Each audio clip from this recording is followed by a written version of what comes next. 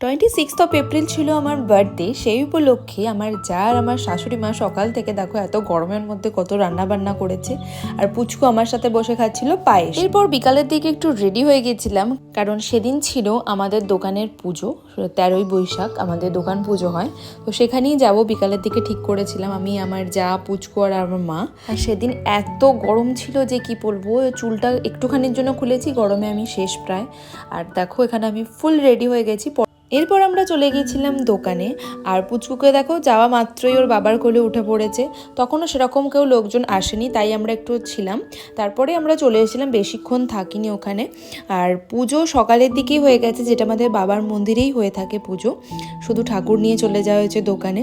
আর আমাদের দোকানটা তোমাদের কেমন লাগলো একটা কমেন্টের মাধ্যমে জানিও। আর সেদিন বাবার দোকানের পুজোও ছিল, তাই জন্য বাবার দোকানে একবার ঘুরে গেলাম কিছু গল্প করে, তারপর সেখান থেকে বাড়ি চলে এসেছিলাম।